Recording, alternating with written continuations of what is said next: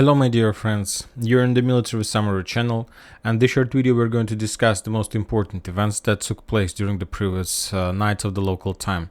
First we're going to start with Crimea. The Russian sources published a very interesting piece of information saying that the number of caliber carriers has been increased, and they, as I understand, the Russian managed to create a real factory, and currently they do have possibilities to create more ships in this Black Sea, because as you know, according to some international laws, it's not allowed to send military fleet to the Black Sea because of the military situation in this region. But as we can see, the Russians managed to create their own production, real production, and currently they continue production of caliber carriers, and by the 2024 the Russians will create another 3 ships of the project 22-800. Very interesting updates are coming from Zaporozhye area. As you know, probably you know that the general, the head of 58th Army, Ivan Popov, was dismissed. He was fired from his position.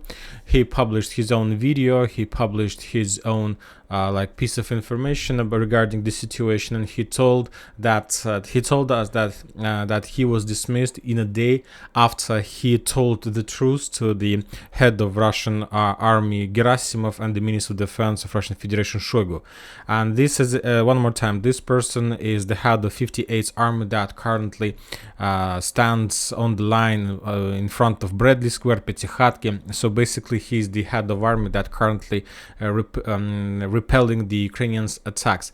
But I must say I have my own opinion about the situation. Most of the Russian Telegram channels started blaming this person, saying continue blaming the Gerasimov, the head of Russian army, and Minister of Defense Shoigu. Most of the military channels experts confirmed the information of Prigozhin, and now everybody compares the situation, the strike of Prigozhin and this person, that maybe not Prigozhin is wrong and this person is not wrong, but Shoigu and Gerasimov are wrong in this entire situation. But one more time, I have my own opinion about the situation, and I don't believe every single word that was told by this person, by the head of 58th Army.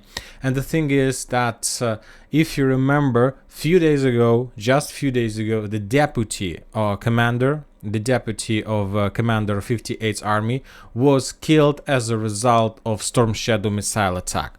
So if that situation didn't happen, maybe in this case I would believe the words of the head of 58th Army. But the thing is that 2 days ago his deputy was killed as a result of missile attack, and today the head of army was dismissed. I think that this situation, these two events are completely connected. Basically, I think that this is another political games in the highest officers, among the highest officers of the Ministry of Defense of Russian Federation. I believe that the generals started fighting probably for the position of the Minister of Defense or position of the head of general staff. I don't know, but this is another speculation, and this is another political games from the Russian generals and so on. I don't believe the situation that he was dismissed because he told the truth to the Minister of Defense and to the head of Russian army. I believe that his dismissal is completely connected with the situation that a few days ago his deputy was killed using Storm Shadow missile.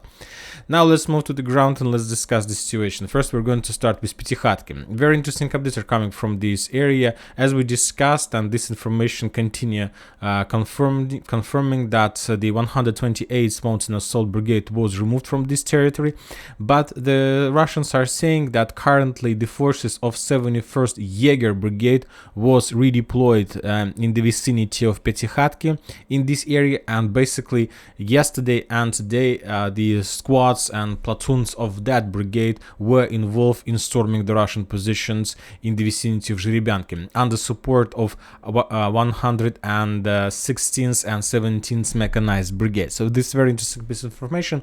For now, neither the Russian deployments maps, neither the Western deployments map have confirmed this piece of information. Now we're moving to Bradley Square. According to the Russians, as a result of counterattack. According to military expert Rybor, as a result of counterattack, the Russians managed to restore these positions on the north of Robotyne. But for now, I believe that we need to wait a little bit more, because it's still not much, like we haven't received. We need more confirmation of that. Furthermore, the Russians published the video of the clashes on this bridgehead. On this video, you can see how the Russians were using drones to attack the trenches, the ex-Russian trenches that were captured by the Ukrainian forces. So for now, we still continue receiving video and photo confirmations, new video and photo confirmations, fresh video confirmation from this bridgehead. So for now, we will wait a little bit, and maybe in a day or two, if this piece of information is going to be obviously, then we will update the map. Furthermore, the Ukrainians published the video of clashes in the fields between Mala Takmachka and Russian positions, showing how the Russian forces, soldiers were moving to the north. Probably this is like anti-tank squad that were moving along the forest line. Basically, this video confirms that the fields between the settlements are in the gray zone, and either the Russians and the Ukrainians can redeploy their forces along these forest lines, and there are clashes inside of this sector. Now we are moving to Vremivka tactical bridgehead. There are no updates on this bridgehead. The only thing that we got is that Ukrainians continue at preparing their operation in direction of Staromayorsk, and on this video we see how the Ukrainians attacked, bombed, and tried to attack the Russian positions among the forest lines on the west-south of Staromayorsk, trying to destroy the Russians and to attack Russian positions along this defense belt. Now we are moving to Klishchievka, to Avdiivka, to this territory. As you can see, if you follow the map, as you can see, I have updated the map, and I have updated the territory of Russian control in the vicinity of Krasnogorovka. The thing is that yesterday the video was published, a very interesting video, and today this video was geolocated. This video shows how the Ukrainians were making something like rotation process. The Ukrainians have moved their personal armored carrier and starting getting some supply and support, and this video is geolocated, and after that the Russians managed to track Ukrainian positions, and they basically start bombing and shelling. So basically this video confirms that at least positions on the western side of these railroad ways are under complete Ukrainian control, and that the Russians have positions a little bit to the south. So this video is confirmed. Now we are moving to Klishchievka. The Russians reported that as a result of counterattacks, they managed to restore their positions. For now, we yet haven't received any updates, any video confirmations of that, but I believe we needed to discuss this. Very interesting updates are coming from Seversk bridgehead, and if you remember, we discussed that according to the military expert Rybor, the Ukrainians have redeployed 92nd Mechanized Brigade in the vicinity of Razdolovka. These positions, the 92nd Mechanized Brigade used to be located in the vicinity of 32nd in front of Kuzyumovka, Novoselovska, and as you can see, I have moved this brigade back to the north because the western deployments map says that the Ukrainians have redeployed 115th Mechanized Brigade in this area instead of 92nd Mechanized Brigade. I will use the piece of information that we got from the western deployment map because we need some standards to see the differences and to analyze this piece of information. So I will redeploy 115th Brigade in the vicinity of Razdolovka, and currently this is the brigade that helps 10th Mountain Assault Brigade to counterattack and attack Russian positions in the vicinity of Stoledar, Yakovlevka, and Berestovaya. And as you can see, I have also updated this map. The Ukrainians continue publishing, the 10th Mountain Assault Brigade continue publishing the videos how they're bombing and shelling the Russian positions on this sector. This is probably 8th day in a row we got another fresh video how the Ukrainians counterattack and bomb Russian positions among these fields. If you ask my opinion, this is the craziest situation as I understand. I don't understand the Russian plans and Russian tactics in this area at all. The only thing that I understand understand that Ukrainians every single day destroy another squad, another platoon, another armored vehicle on this bridgehead, and as I can see, the Russians don't have any possibilities to create some counter actions to reduce the Ukrainian activities of 10th Mountain Assault Brigade on this bridgehead. It's a very critical situation, and I see that something stupid is going on there from Russian side, but for now I can't explain to you because we need more time to understand what kind of plans do the Russians have on this area.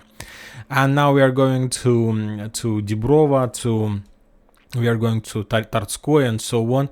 There are also some changes on the map. The 21st Mechanized Brigade was redeployed in direction of Crimea Forest to slow down the Russians' progress, the Russians' attacks in this area. For now, the Russians, as we discussed during the previous days, managed to enter the eastern edge of Tarskoye, and currently they continue storming operation. We haven't received any updates, positive updates or negative updates about the progress.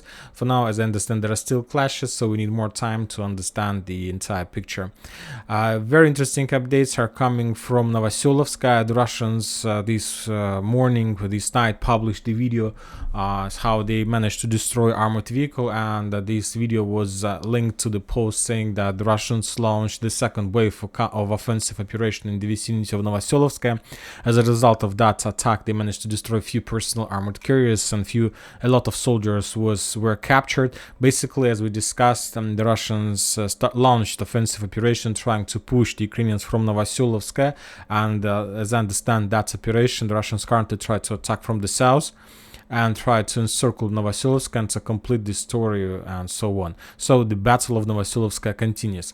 Interesting updates are coming from Kupiansk. A lot of videos were published during the night about the situation in this area, and there were a lot of videos with the prisoners of war, with the killed and wounded Ukrainian soldiers. So this is the reason we are not publishing these videos on the channel. But there are also updates that the Russians continue advancing in the vicinity of Crimea, and that the Russians managed to achieve some results, but for now we can't show the real geolocations and the real video of progress because of violence on those videos.